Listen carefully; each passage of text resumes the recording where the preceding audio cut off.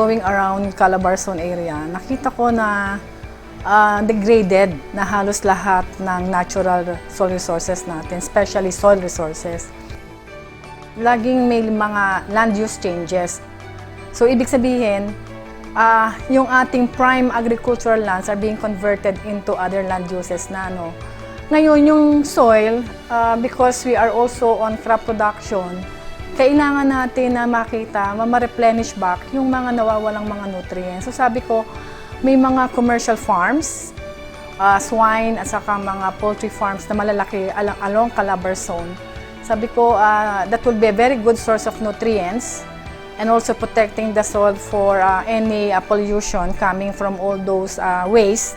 Makapag-propose nga sa bar ng something that you will be adding some values doon sa mga animal waste. At the same time, you will be helping the environment. So I have four project objectives. Ang una ay yung kailangan ko mag-develop ng protocol. Parang in terms of the proper animal waste management. Meron ako mga collaborators sa 6 sites dito sa area where we have that big population ng swine at saka ng poultry. So I will be collecting fertilizers coming from all those farms, and I want to develop high quality fertilizers. I'm not telling na di-develop ko lang organic fertilizer because ordinaryo lang yun eh. So this time, I want to have an organic fertilizer that will be conforming sa standard ng ating Philippine National Standard or Organic Fertilizer. At the same time, kapag nagawa na yung fertilizer, itetest ko to sa mga different problem soils. Napakarami natin problem soils. We have acidic soil, we have saline soil, we have also those clayey soil na nangangailangan ng replenishment ng nutrients. And the last time, yung economic benefits. Ano ba ang makukuha mo kapag naayos mo yung waste management at saka nakapagawa ka ng ganitong klaseng fertilizers? Kailangan nilang ipunin yung mga buong dumi ng baboy, tapos ilagay sa isang container, tapos kailangan muna nila yung ilagay sa isang lugar at may tinatawag tayong partial decomposition muna. Pabayaan munang tumagas yung tubig. And then kapag nakikita nila na may kaunti lang moisture, pwede na nilang gawin na mag-start ng compost.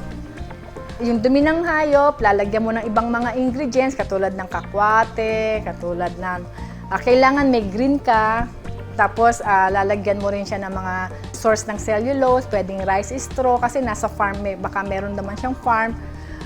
Pwede ka rin maglagay ng mga rice bran, pwede ka rin maglagay ng mga carbonized rice hull. So, ang pinaka-importante sa isang development ng organic fertilizer, titingnan kailangan ng isang farmer, ano ba yung mga nakikita ko sa paligid na waste. So, pag na-identify mo na marami pala akong mga kakwate dito, pwede yon. Halimbawa, nasa Cavite ka, marami kang mga waste ng gumagawa ng kape, yung mga coffee beans, pwede mo rin yung isama. So, tingnan mo muna sa palibot kung ano yung mga excess, yung mga waste. Sa iba, tinatawag na basura. Pero sa akin, yun ay pwedeng pagkakitaan. Pag meron ka na mga ganong mga nasa palibot mo na pwede mong pakinabangan, gumawa ka ng compost. Siguro mga 1 meter yung taas, 1 by 1, pati yung width. Isa na yon. Sa susunod na araw, nakakolekta ka uli, gagawa ka na uli ng bago.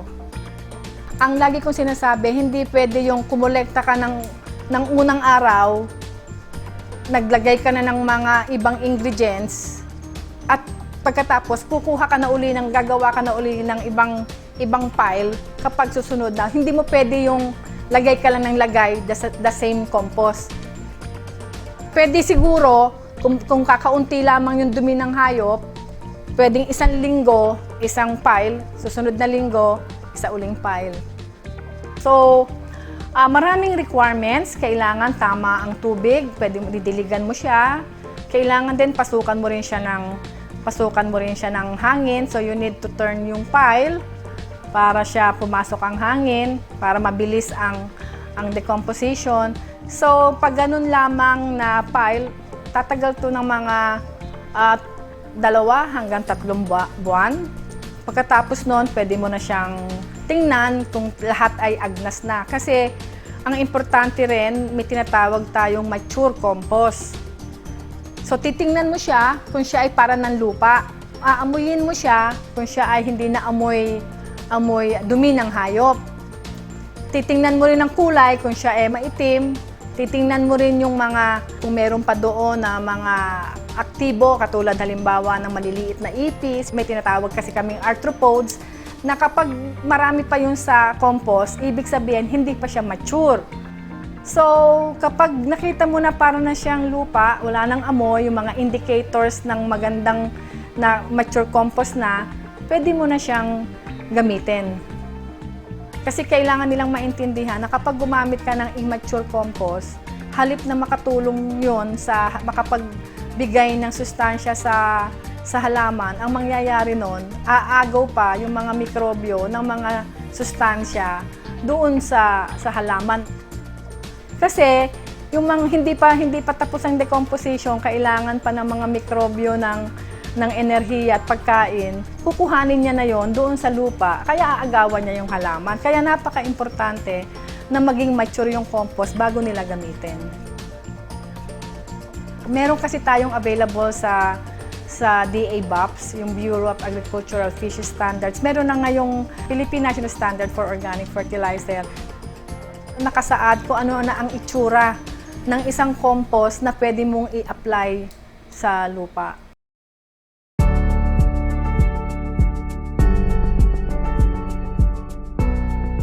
Very common lang na makakita ka ng fertilizer na parang powder.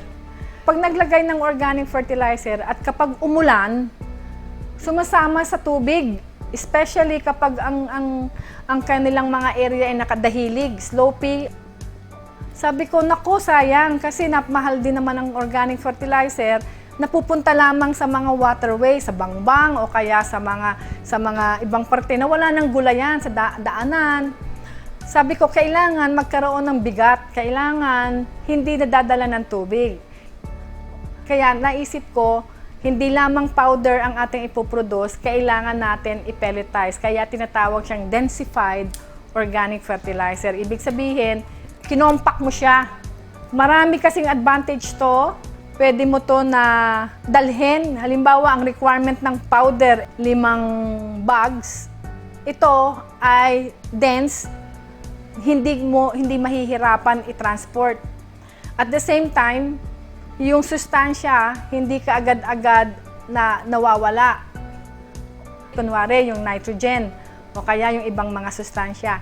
Instead na bultuhan niya ilabas yung mga nutrients, unti-unti kasi siya nga ay compact, siya nga ay nasa pelletized form.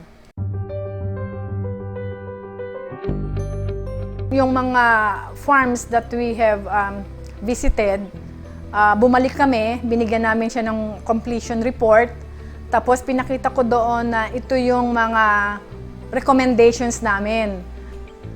We are also asking those LGUs kung na-follow yung protocol na aming recommendation.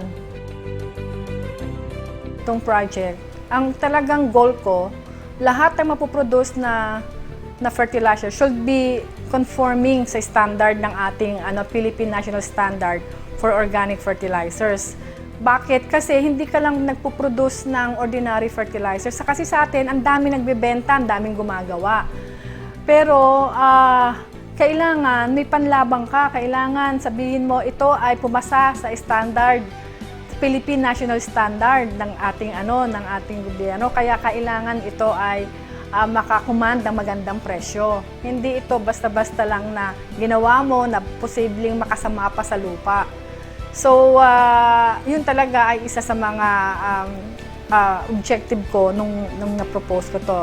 Kailangan ay magandang klase at pumasa sa standard natin. Lagi akong nagiging resource person about organic fertilizer production. So, yun, isang way ko yun sa i-disseminate yung mga information.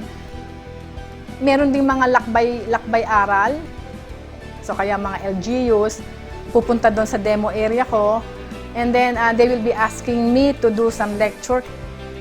Meron ding mga association, farm associations, saka private NGOs. So all this, nakatulong yung project because I can share more information dito sa mga different beneficiaries itong project. Nagpapasalamat ako sa Department of Agriculture, specifically for Bureau of Agricultural Research. Nabigyan kami ng pagkakataon. So, nasa proseso pa lang siya. Kapag may magpipick up na i-commercialize to, sana nga para makita natin na makatulong tayo sa environment, sa ecology, at the same time sa soil health, at the same time, dagdag kita mula doon sa mga animal waste